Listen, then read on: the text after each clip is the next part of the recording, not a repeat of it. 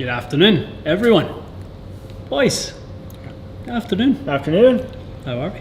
Good. Masters hangover?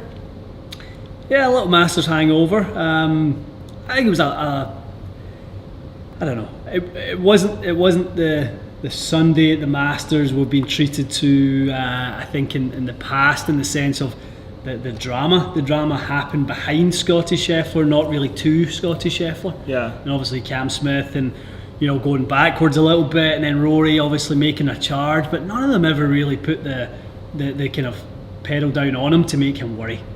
You don't want to cheer for carnage, but part of you is like, I want to at least like have something like really go on here. Definitely. And that was where I was like, it's playing really good. This is exciting. It's kind of cool, but I'm also like, if you miss a couple shots over here, it might be kind of make it a little bit more interesting. But I mean, I thought as soon as they got to that third hole, I thought this is gonna be really close, and then he chipped in. I was like, holy crap! Like this is that was nuts. the turning point for sure. It was pretty crazy when the most excitement from the entire day came from Rory holding out to go to 3 behind the lead with no real chance of winning. No, so exactly. It was pretty weird. Yeah, I mean at that time, obviously, Scheffler's made the play on 15, which seemed crazy at the time to go for that green and 2.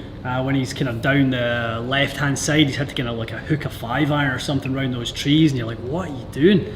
Like you miss-hit this, and you're wet, you're laying up, and it's no piece of cake after that. So, but as soon as he executed that, I think it was done. Yeah, It was done. Yeah. So, well deserving though. What a run! I mean, what a 2.5 month stretch he's had. It's incredible. Evan says it's great to see Sevy's love child is back with us. Sevy's love child. I've never heard you called Sevy's love child before. He's a little more established than I am. I love that though. The reincarnation. Still delaying the Anesis putters. I think we have an Anesis putter somewhere. We got him somewhere. I think we have it somewhere. We've got a little direct to consumer testing coming up, haven't we? Yeah, we're just we're waiting on a few more wedges. I know there's some new stuff that just came out. We're just waiting on a few more wedges, and we're going to have a number of options to go through at that point, which I think is going to be interesting because from a price point perspective, they're all roughly in the same ballpark. Some are a little bit less expensive, but I think it's going to work well. Definitely. Victor says, what a round by Rory yesterday. Yeah, I mean, just a little too late. I mean, if he does that in a third round, we get excited, but like you said, he never really had a chance, did he? No, I would say no. Something pretty chance. awful. It kind of came out of nowhere. Yeah. No, definitely. There's a time when like Rory's rolling, you got like bouncy Rory. He's just walking, the Rory strut, and you think back like I would say almost 5 years ago now. That's always something else, and he had that yesterday. He was just like, I'm not missing today. Like it's just he had that going, and I wish you saw it on Thursday or Friday. I know, more often. You need to see it more on Thursday, Friday. You need to, but that's sport, isn't it? How do you bottle when you're at your best? And that's truly the difficulty of creating moments. I mean, but I think it comes down to in any sport, in tennis, golf, whatever it is. In the big moments, the kind of best players show up, don't they? I mean, Scheffler, right? You say, like how he's walked through those first 3 holes 1 under par, I'll never know. No, I mean he's scrapey. He's kind of struggling a little bit. He's kind of scratching it around. He's missing it a bit left. He's flaring shots to the right, and that drop he got though, in whatever 3. Like, I don't know. You hit that far left, you deserve to hit it over a scoreboard. I think, but it's controversial. To Danny V asking about a draw versus fade video, you're in luck. You're in luck. You are in luck. We just filmed a video with Max showing us how he hits at 330 with speed that probably if somebody had inefficient numbers would hit it 290. Yeah, definitely. I would say it's my speed's nothing crazy, but I guess I just maximize what I have. So if anyone wants an extra 40 yards, stay tuned for that. Mac, what's your favourite hole at Bear Mountain? I honestly just love the entire golf course. I mean, there's some weaker holes and quirky holes, but I just love the whole property. I don't know if I could just answer. I love 14, the par 3 up on the mountain. It's got a pretty cool view. It's hard to beat. Love it. What else we got in there? Little question about how do we compare Ventus TR to the Graphite Design UB? I mean, they're both going to be aimed in the lineup from each company towards a similar player. I think both Graphite Design is known for their feel. Ventus Blue was known for its feel. Ventus TR is obviously trying to take a little bit of that stability of the black and put it into the Ventus Blue, so you can sort of have a great feeling shaft that's very, very stable. I think the likelihood is, though, you'll find TR is quite a bit stiffer than UB.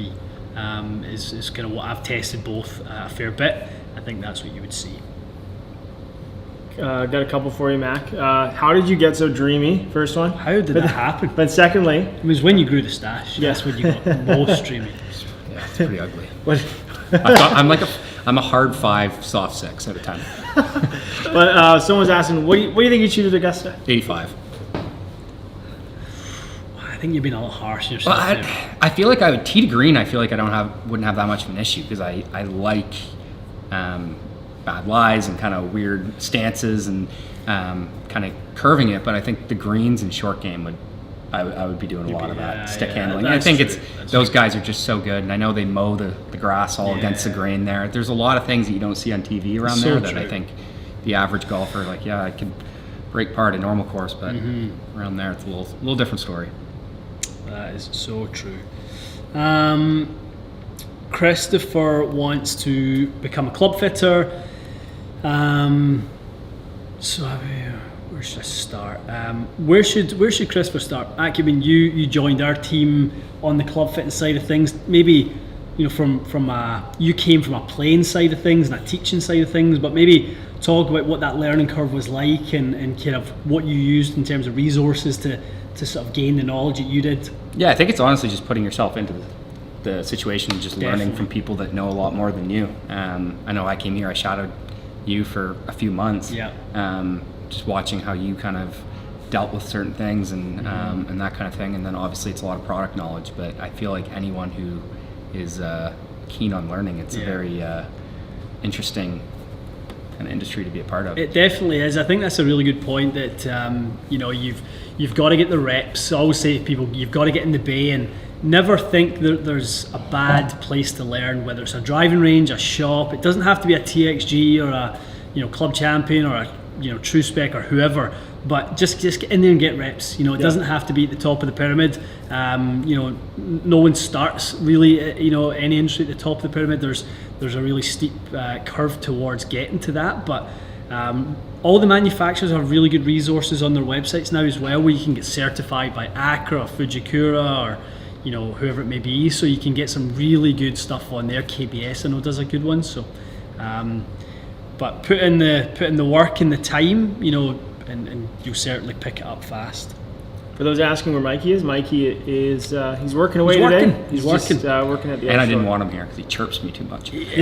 Having Mac and Mikey in the same place is combustible. I mean, 100%. Honestly, it's like having two siblings who love each other, but the head-to-head can produce a few sparks. No, I mean, we're just so busy down at the other store today. We just we needed all hands on deck, picking orders and placing orders and all that sort of stuff. So that is it. Rob Coates wants us to put that slinger porn into an IV and inject it into my veins. There's going to be a bit of that this week. There's going to be a few slingers on the channel this week. We're going to talk about how you sling it, how you slide it, all the different kind of shots, and we're calling it Shot Shaping 101, really talking about how the face and path interaction, how Mac moves his path so much, some of the setup keys that you use to move your path and ball flight around.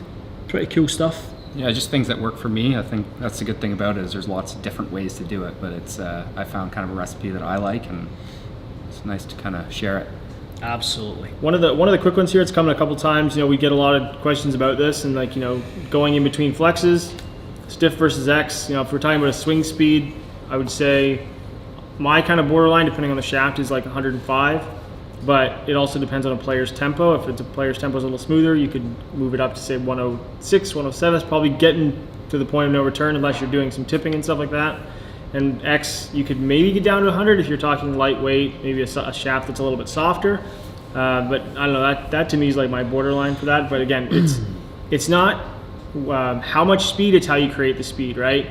A Suburban and a Supra can both get to 100 miles an hour, but they're going to do it very differently. And that's how you have to think about, the way that speed is created. So definitely. Couple from Mac again. Are there any swing thoughts that you fall back on when you're struggling? Yeah, for me, it's I tend to get stuck and underneath it because I get so in to out. Yeah. So a swing thought that I go to is just really trying to feel like the club out in front of me in the downswing. Yeah. That's like pretty much that's solved all my problems for my tendencies. Is as soon as I block one out left, I know that I need to keep that club in front of me. Club gets behind, you slide a little bit. Slide and then I flip and it's just like I'm trying to save it for too long. So for me, just covering the ball, feeling maybe like I'm a little steep, even though it's probably not what it actually is. Yeah, so it's a great point. I mean, I think you look at Tiger and how he was driving it, this week. I mean, Tiger was really, barring the first round, he didn't drive it great. Round 2, 3, and 4, I thought he drove it really, really well. But he's noticeably more on top of the golf ball now. He doesn't have the same athleticism he obviously had in his 20s and 30s, where he could slide a little bit more and get the angle attack up a touch more.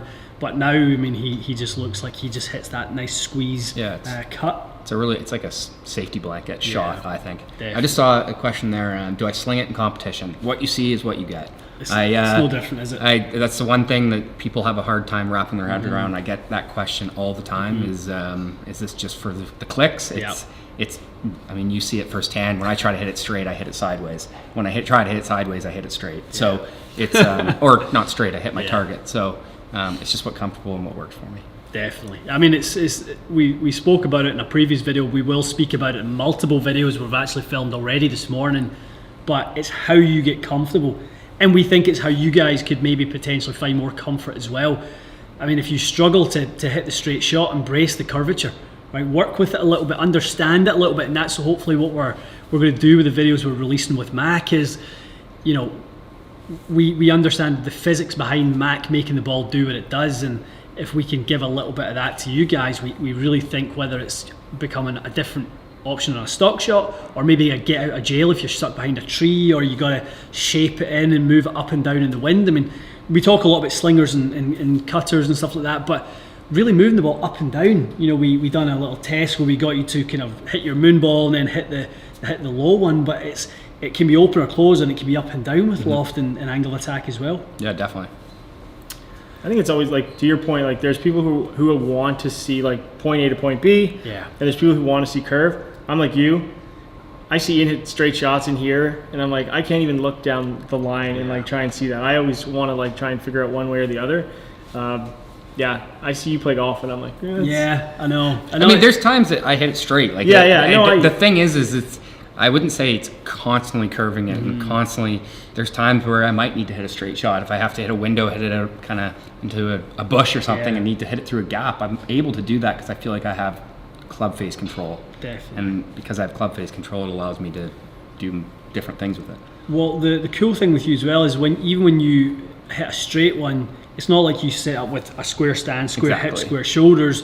You're doing that by opening yourself up a little bit. You kind of turn the right foot out a little bit, and that's how you neutralize your path. If you were to stand pretty square, the path would be moving into out a fair bit, wouldn't it? Totally. Yeah, I feel like standing open is my huge thing. That without that, I'm toast. And so many instructors have tried to drill that out of me, and I just, as soon as someone tells me to square up my stance, I'm out of there. So definitely. There's a question from Brian asking about Pinehurst.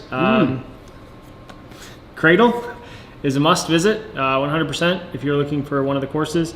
And then, okay, I got this backwards last time. 8 is the newer one. 8 is the newer one. 5 is the kind of mini number 2. Yeah. 5 is so much. 5 to me was like, other than seeing the other courses, obviously, 5 I think is like super underrated. You can go out there and have a ton of fun. You can hit a lot of shots. You don't necessarily need a driver. It's a great warm-up course if you're going to play some of the other longer, bigger ones. Hard to lose a ball, I think. Yeah, I would say it's harder to lose a ball, but the Cradle is like absolute blast. Yeah, it's the best. I mean, so much fun. I bought a t-shirt. Every day, I would say you've got to get the Cradle in every day. Yeah. Whether it's before your round or after your round. I mean, we kind of loved that as a bit of a warm up or a cool down. You know, we're just even the thistle do the putting court. I was gonna say that. I mean, that's amazing as well. I mean, I think more people are worried about the cradle. That was when Victor came over and we you know, they've got beer stands in every hole where you can kind of put your beer down while you hit your putt. It's just, I don't know. I've yet to encounter somewhere better than Pinehurst for me. I'd love to do Bandon. That looks amazing too, but for me right now, Pinehurst is the best. I think it's like the community element of that huge putting green. Like you see it in the morning, they go out there, they're cutting it. It's like this quiet little spot, and you can kind of find a place to go like tinker and have fun. But as soon as like noon to like 2-3 o'clock the afternoon hits, people are finishing their morning rounds. You know, families are maybe waiting for a mom or dad to come off the golf course. Little kids kind of running around. And it's just laid back. I thought that was so much fun when we were out there. There's like little kids with like little putters and stuff, and people are grinding for dollars and maybe a couple drinks. Like they're not out there to be crazy, and it's just a lot of fun to like see that many people enjoying the game of golf just in a very different laid back atmosphere, which I don't think you get at like a lot of places. And because it is so big, you can be really creative around trying to hit a shot here, hit a putt here, and that to me was like so much fun about it. Definitely. Tyler has some serious speed, 130 to 135 miles an hour, really struggled with shafts.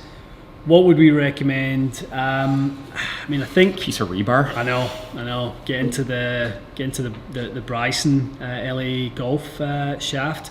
I think one I use a lot for the fast players are the Acra RPG, the new Gold Force. I would try something like a 472 M5 Plus, Tyler. Get that tipped a little bit. I think you'd find that would hold up nicely. Ventus Black 7X would hold up pretty nicely. So that's what Scheffler had in his driver this week. So, but give some of those a try for sure. Seen this question a lot. We've had it for a couple weeks now. Cobra Forge Tech is coming. I know I talked to Mike yesterday. I believe we do have some demos in now. Yep. So they're just getting prepared to go into the drawers, which means they will eventually show up on the channel probably the next couple of weeks. It's just a matter of getting those in and showcasing them. So they are coming. We promise. They are coming. Would almost anyone benefit from Autoflex? No. I've tied it in my hands and I feel like it's going to wrap around my neck. Yeah, you get such a quick transition. Like you it doesn't give so it a chance. Much. I know it does stiffen up for people and the transition, but for whatever reason, my transition, I lose the club head. Yes, I hit the odd one that goes stupid far, but I also hit the one that goes stupid sideways. So it's I personally am. It's something that I could never do. I cannot. I share your experience. Yeah, I wheel it out for fun from time to time, but I mean, ultimately, if I want to go with something a little bit lighter, which is really kind of most of the reason why I'm using an Autoflex, if I want to go something a little bit lighter, I'm using right now an Acra TZ550X or my Tensei. So, what's that one? The lip sweater? The lips. Never heard lip sweater before.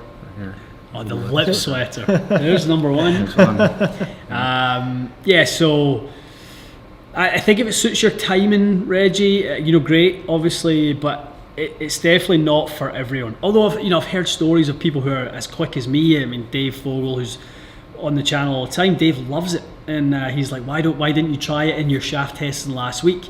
I'm just like, it's just not for me. I just find I can go stupid far, but a lot of the misses seem a little bit exaggerated, I think.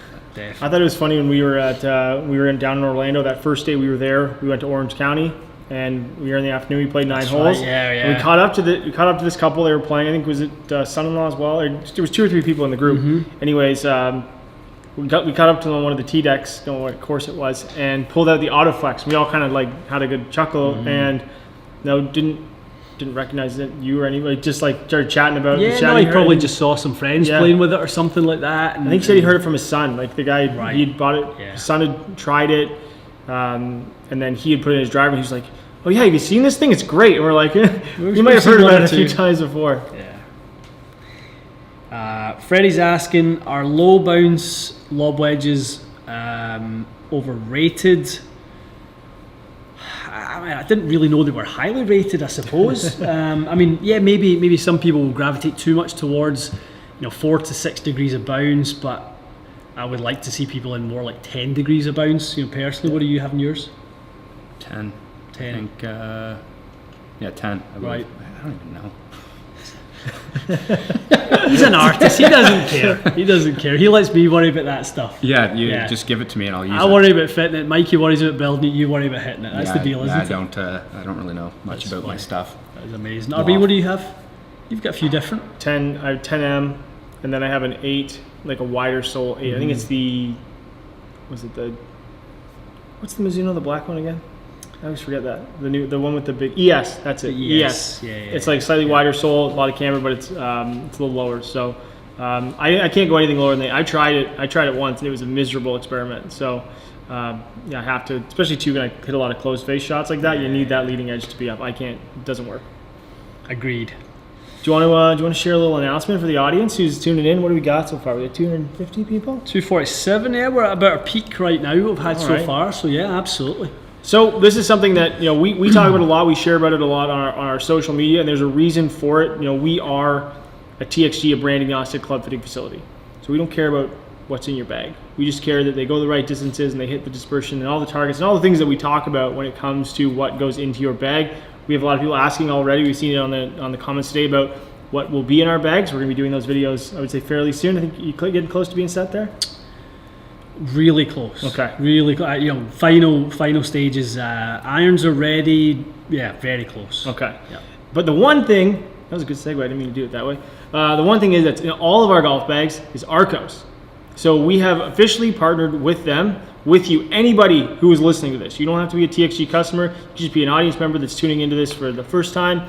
Repeat person who watches this, we thank all of you. But if you go to activate.arcosgolf.com, it's their generic landing page, and you use code TXG22, you will get a special offer where you enter your email, enter your address, and you have 45 days free activation with the sensors. They send them to you with, I believe it's just shipping and handling that you have, and you have free full access to that app for 45 days. Hopefully, you continue on with their subscription, but you get that free trial. That's, again, TXG22. Now, with that as well, and this is the cool thing, because I know I use it. I've used this way before this even existed, before I worked with TXG. You get the 50% off the Caddy link, the wearable. Which is I think it's the key. I mean, I know you can use your Apple Watch. Some people may want to use their phone. I don't think that's a way I would want to do either of those things, but I'll always wear the Caddy link when I play. So to get 50% off Caddy link is pretty cool. Yeah, that to me, again, I'm selling it because I'm a user of it. I've been paying for the app. I've been paying to use the subscription service for years now. The link was the key for me because I didn't like playing with the phone in my pocket. I never really did. Ordered it up, and I've had it ever since, and I love the data that it gets. That's why we share it on our Instagram so much. That's why we talk about strokes gained. We talked about it in the video we did with Cynthia a few weeks ago now when it came to the gapping, is that data is so useful to you when you go out and play. It's useful to fitters, to us if you're able to give it to those like pass along to your fitters so you can look at your club gapping, because it's all about knowledge. It's all about being able to understand what goes into your golf bag. We talk about stock shots so much, and being able to know your yardages and be confident. Exactly what we talked about with Cynthia's video before. Being able to be decisive when you're on a hole and know your distances. That's what Arcos allows you to do. And now, again, free sensors, free 45-day trial. And when you sign up using this, you do get 50% off the wearable as well. It's TXG22 at activate.arcosgolf.com.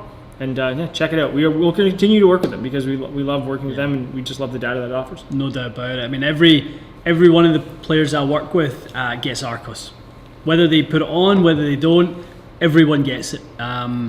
It's built into my own fee because I want to make sure that once you leave, we still have visibility on your game. We want to still make sure the clubs we put in your hands are working. If they're not working, I want to know that it's not working. I want to be be able to have an insight into why it's not working. So it's an absolute key for me for sure. The smart caddy element is another thing that I don't think gets talked about enough with Arcos. It can be out there and it's in real-time weather conditions. So you can pull up the app right here, right now if you have it. You can go to search courses at the top. You can put in Augusta National if you want to see, and it literally has Augusta in there. You can see how the first hole at Augusta, you can go through all 18 holes. So you can go right now to Augusta and you can do preview caddy, literally start your round, downloading the course, it's doing it right now, and it'll tell you the exact weather conditions right now at Augusta on the first hole. I think it's media day today, isn't it? The media get to play it today. So today they're 9 miles an hour out the left. It'll adjust to every one of your yardages based on how far you hit it in your in there. If it's uphill into the wind, it'll adjust it for you so you make better choices in hitting into the greens. I think it's a really, really good way to do it. So we're pumped about that. Absolutely stoked. Have you ever used it? I haven't. No.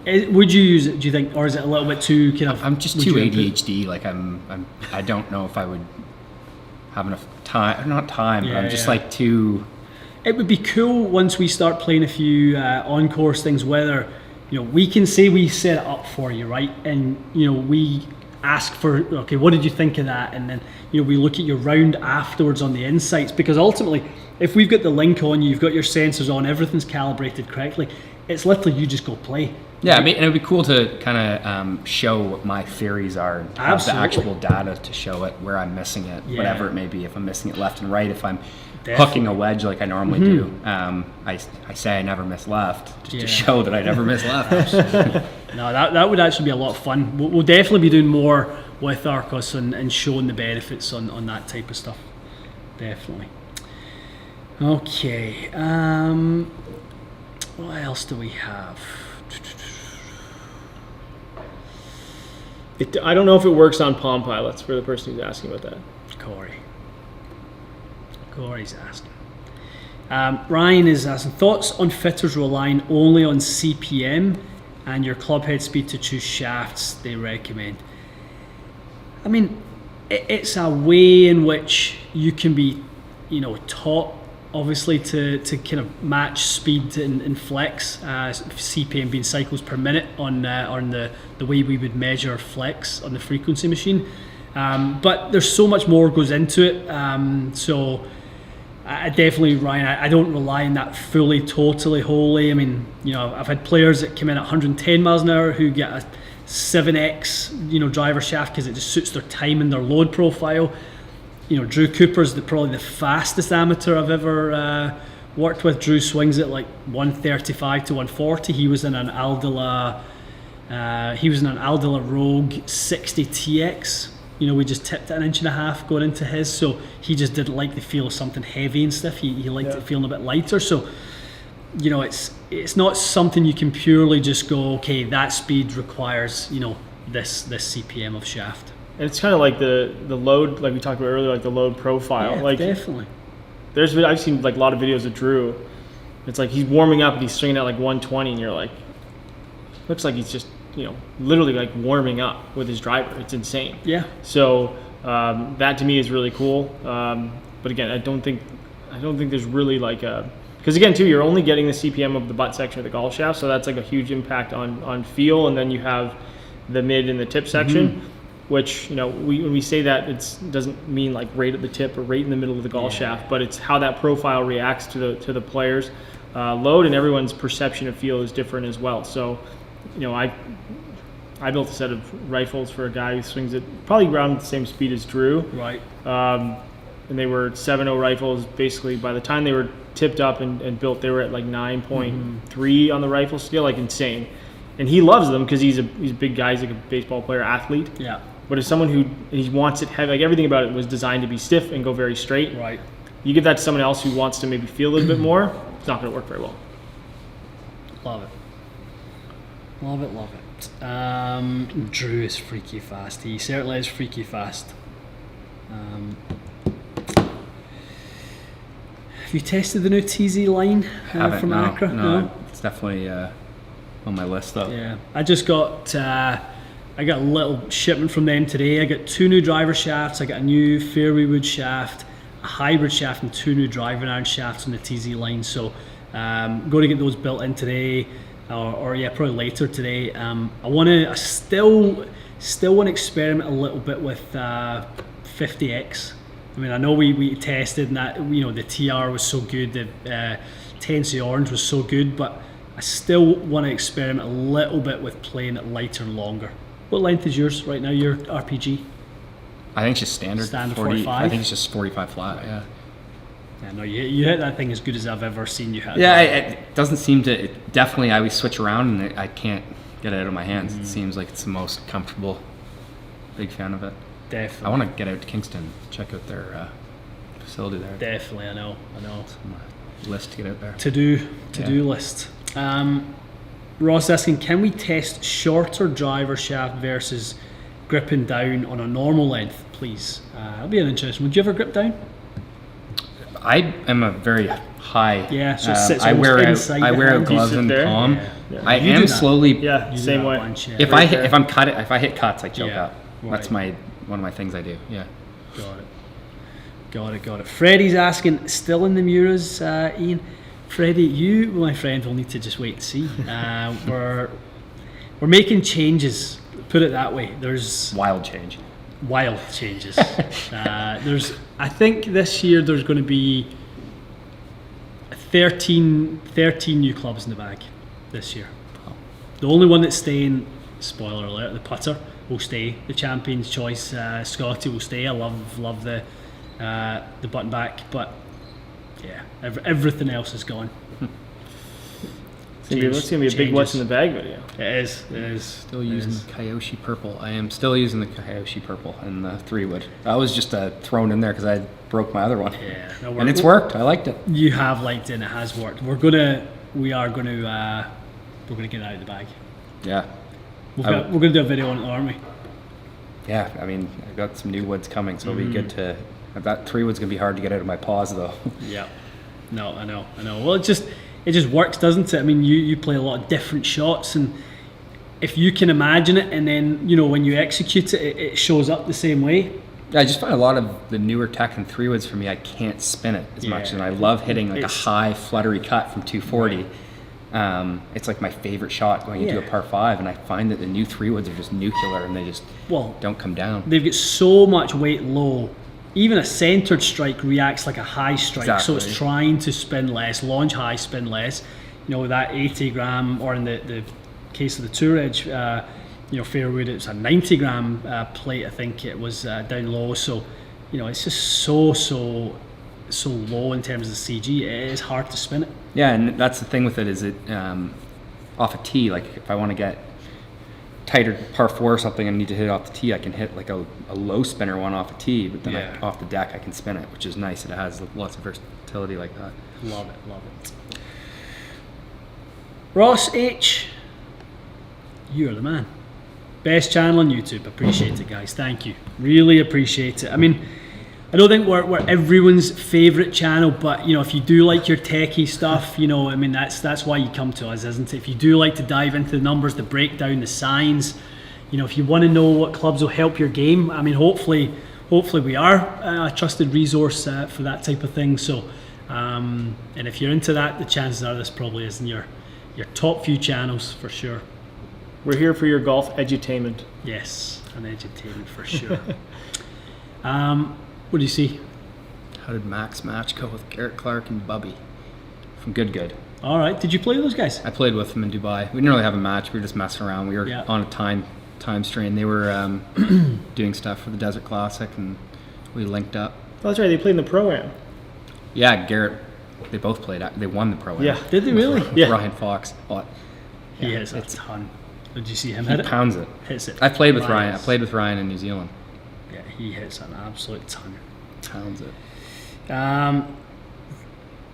Dennis, thank you. You're still looking for a P760 3-iron? I am not. I have a 3-iron. I've luckily ended up with 2 sets of those. So no, not looking for that anymore, Dennis. All set up. What else do we have? Tom is asking, why do we think top tour pros still go with a full bag equipment contracts? Is it just down to the dollars? They really aren't, though. Like even Scotty Scheffler, like he's got some different stuff in He's there. got Vokies and Yeah. I think he has Vokies. Yeah. He's got Vogue. We're going to be posting his what's in the bag. I think he's officially signed with Taylor. Yeah, he is. Yeah. Metalwoods. And he's got the irons. He's got the P70 dub irons in there.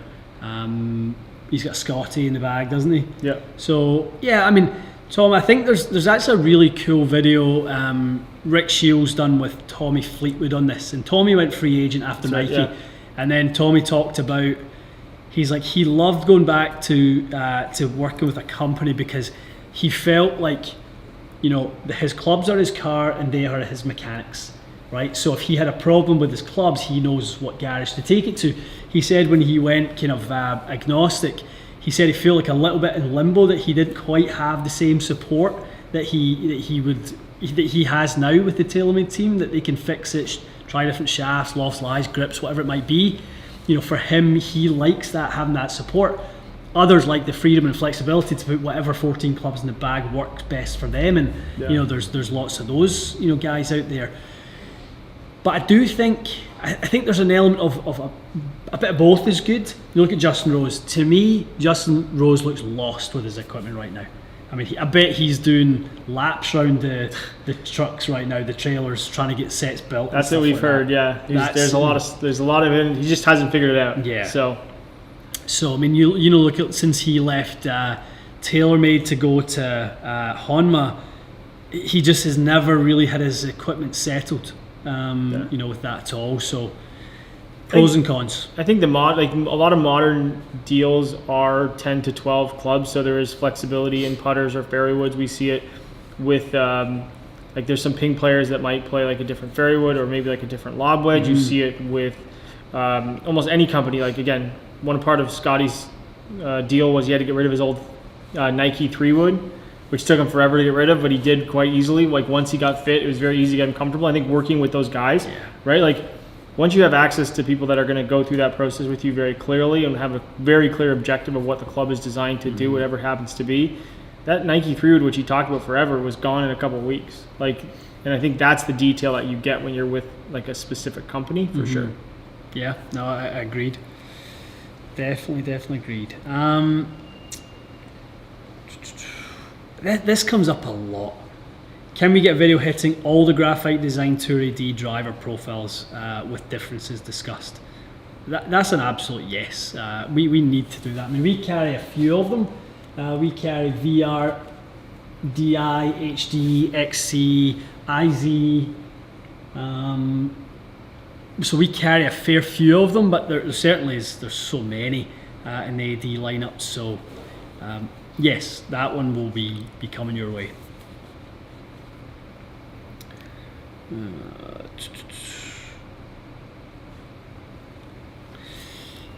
Daniel's asking, out of interest, how common do you fit for Modus 130s? As it's quite a strange shaft, but you love it. It is quite a strange shaft. It's a very, very unique one. The stiffest handle in all really of golf. It's the most butt stiff, but very, very tip soft. So someone, the poster boy for a Modus 130 is a Sergio. Somebody who loads it hard, retains a little bit too much angle, and kind of needs the shaft kicking a little bit more to get the dynamic loft out. So you've kind of got the stability under the hands with the head kind of kicking to kind of stop the ball flight being too low. So it is a very unique profile for sure. It's almost like the question we had, and I saw this on our social channels when we posted about the compression video, which has been quite popular, and thanks everyone for checking it out. Yeah. Is a question to you: can a player can get too compressed, where they start not being able to hold greens? Like there is a point. Sure. There is a point of diminishing return, correct? No doubt about it. When you players sometimes come in and their efficiency is as high in their 6-irons as it is with their driver because they're de-lofting it so much. So yeah, that's a nightmare.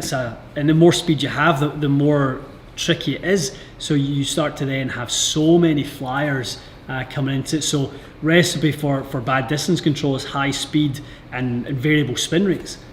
So if you are a sort of compressor and you can get something trapped between the club face and the ball and you lose the friction, you can gain 20 yards in a heartbeat. I like watching you you tee up the 3-wood and you hit it like this. Yeah. Yeah, it just allows me to have like a negative launch angle, essentially. That's my feel. Yeah, it literally is. You start it like down off the tee. And then, Yeah, most of them actually skip. Yeah, hit the ground. Love that. Love it. That's definitely past the point of diminishing return when it comes to compression. Exactly.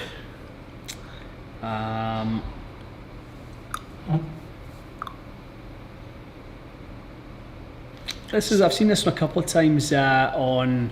Hi guys, could you give a brief explanation on how swing weight can influence club path? I mean,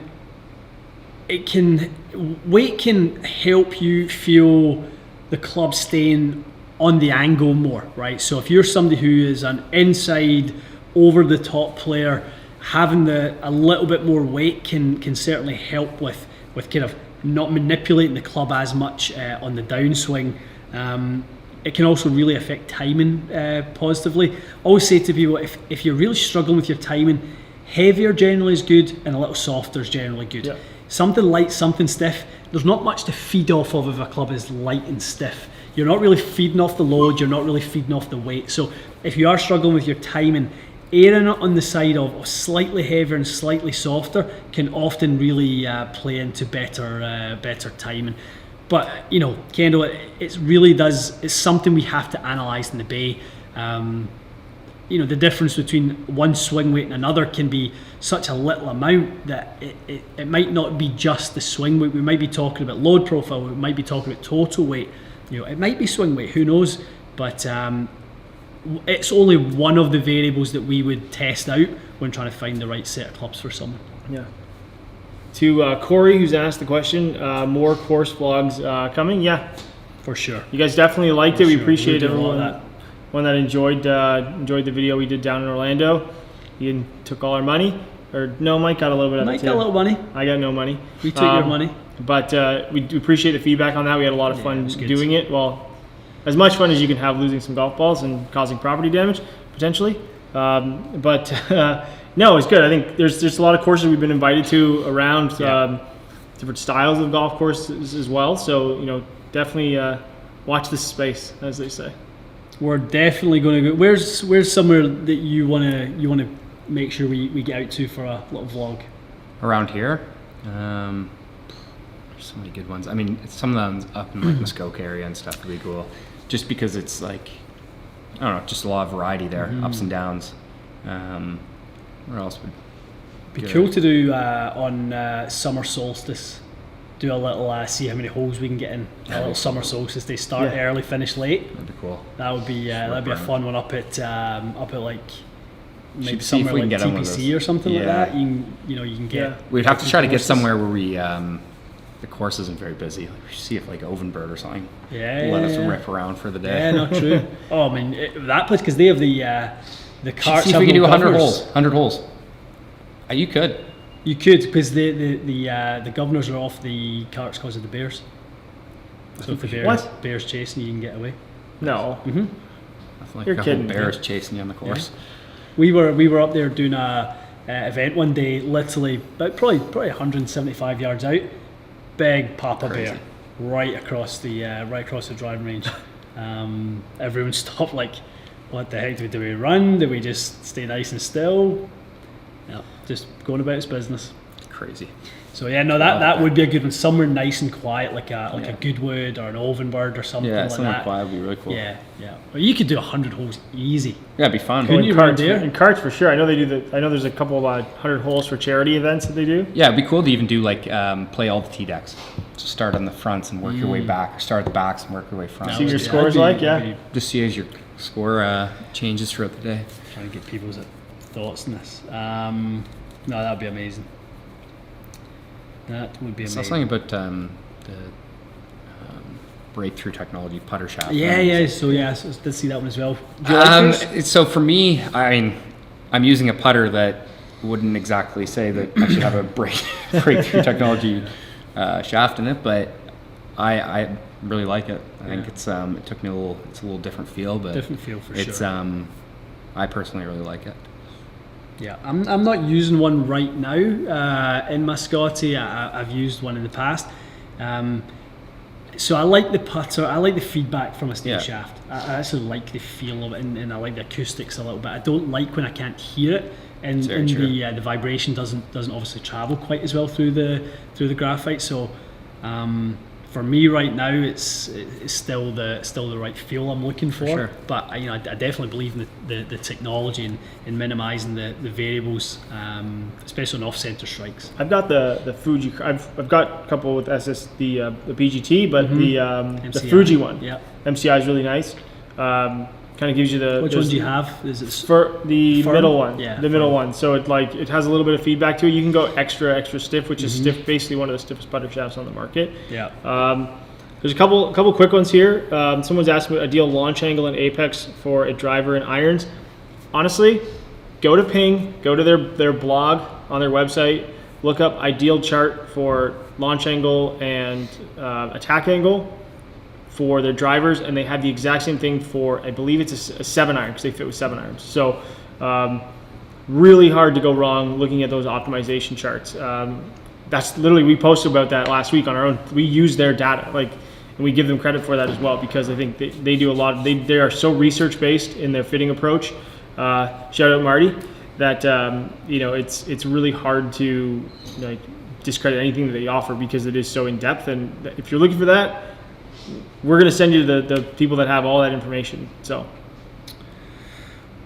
I just love this one. I literally could make a video on this one every week. What is the best iron shaft for bringing spin down? So, what would we consider to be the high or the best shaft for raising spin, launch, and spin? Probably Elevate, kind of designed in theory, right? Designed that way. And if we said the kind of lowest launching, if we said like Project XLS, something like that, X7, right? It's going to be really one of those two. Is probably going to be. Yeah. Let's test those two side by side, right? Let's look at the variance between the two what the shaft we consider to be the highest launch, the shaft we consider to be the lowest launch, and let's look at the variables with those two shafts compared to a loft and lie adjustment and a ball change. Now, compound all three, your ball's going up and down like a yo-yo, right? That's inevitable. But if you just change one of them, it's not much. Yeah, it's iron loft to me. It's check out the compression video and see the difference between myself and Mike and Ian all hitting the same shot with vastly different pieces of golf equipment. The dynamics and impact are going to be the biggest thing versus any shaft change. But this is kind of like today. Definitely. Stay tuned. Stay tuned for the video we just done. I mean, angle of attack ultimately is where carry distance is won and lost. The more you hit up in it, the more you're likely to carry it. We just done an experiment with Mac, and you were 4 miles an hour faster with a downward angle attack than you were in up, and what spoiled the result, but it was quite something, quite different. That was the answer to the question about how is Cameron Champ able to hit 186 miles per hour ball speed, only carry 270. Tees it low and hits down on it. That's right. That's it. Did you see how far he hit it down number 2 though? Did you see Min Woo's yesterday? No, down Min 2. Woo was the same. It was like close to 400 yards. And Min Woo is tiny. Yeah, I know. He's got some speed though, isn't he? He's I think averaging like 7th or 8th on the tour, I think, in driving distance, and crazy. He's tiny. Pretty impressive. It's crazy. Okay, let's take one more, and then we have a bunch more to film. Do you see anything you like, boys? Let me grab this one quickly here. How difficult is it for Mac to travel with only a set of clubs, but the whole green screen ordeal for backwards flop shots a couple of weeks ago? How do you do that? It's tough. Yeah, that was brutal. I think Zaire Golf or something shared that, and the comments were just filled with people saying this is fake, it's a green screen, like meaning it, like not just a joke, like they were legitimately thought that I had a green screen, had enough time and care How much to time just fake things, and that's it. Like, what is your experience with CGI? And if you could CGI create that all the time, then you'd be hired by Marvel. I feel like that would be harder than the actual shot itself. And that's way harder. Way harder. It's a wild world we live in where everything seems fake to people. Well, it's your superpower. It's your talent. it's what you do better than anyone else's. showcase that artistry. At some point, we're working on it right now, and I think we're going to pull it off. Is hosting a tournament, a TXG tournament, charity-based tournament. Would love to get you doing a clinic on that type of stuff, where we can get the participants to actually see how you do it, you know, and then hitting the different shots and getting to learn sort of firsthand. I think that'd be a lot of fun. Yeah, it'd be great to meet a bunch of the regulars who watch the channel and follow you on social media. At Boucher Golf, for those who you know haven't seen it yet, but it's amazing. Some guy, now I don't know if you really want to take on this student because he's a little bit. Oh, Scott, yep. I was supposed to last year actually. Yemen. Then the big C came and didn't pan out. Yeah. So are you doing any coaching while you're in town? I will be doing a little bit. It's just so hard because I'm like a feather in the wind right now. I'm just blowing around. So I don't know where I'm going to be and for how long. It seems like every week I'm catching a flight. So Scott, if you want to set something up, we'll do it. There you go. You heard it here. Both of you have the entrance to this place. Yeah, so there you go. You know, do it. Sneak in at after hours. Exactly, at your own leisure. Okay, guys, we're going to have to crack on. Little bite of lunch, and then we've got a couple more videos to do. It's been a great morning. We've done some videos around shot shaping. We've done some videos around driver optimization. We've done some around weather conditions and understanding, you know, the adjustments that need to be made to weather conditions, very Augusta related. You know, I think Saturday versus Sunday, the differences in how far the ball was flying, how the guys were able to manage their games, it was quite different. Yeah, it definitely was quite different. I mean, you heard Tiger even talk about that in his last round. He said when they teed off on Sunday, it was freezing. By the time they got off the course, he said it literally could not have been any better. It was the perfect weather. Yeah. Perfect day. So some information about how to navigate that as well. Okay, guys, we will be back 1 o'clock next Monday. We have a busy release schedule this week. We've got our videos with our special guest from last week, Marquez. Yep. And obviously we're going to probably drop in a couple of these videos we've done this week, and then we'll do the rest next week. Marquez is a lot of fun, and like for those who probably aware of his YouTube channel, it's a little bigger than ours. Just a little.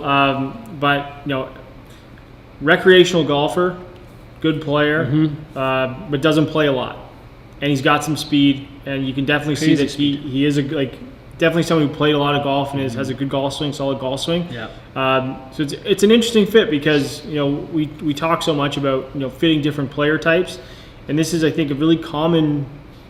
People our age, they kind of fit into this category. He's not quite. What is he? I think he's 25, 26? 20. I think he's about 28. So yeah, people who might have gotten out of golf, kind of through school or building a career, and then want to play more as they have a little bit more time. Fits a lot of people, and it fits a big demographic of players. And I think it's an interesting one to see because hand-eye coordination. He plays a lot of ultimate frisbee professionally. For sure. Like he's got the hand-eye coordination. It's just a matter of putting it all together for a set of golf clubs that allows him to play consistently. And I think we showcased that, which is pretty cool. Yeah, he had no idea that the speed he has was unique. I mean, I think the fastest I've seen him with the driver was 126. Nuts, he's just a tall, rangy lad. He's got tons and tons of leverage, and he was having a little fun with the launch monitor, going, oh, that's cool. 115, that seems pretty quick. Oh, 118, that's pretty quick. And he just kind of kept going up and up and up, and it's like, what are we? We're going to end up with a long driver in our hands here. But yeah, fun. It's going to be fun to get some clubs in his hands and see how his game progresses. So it'll be good. Okay, guys, have a great week. We will see you back here 1 o'clock next Monday.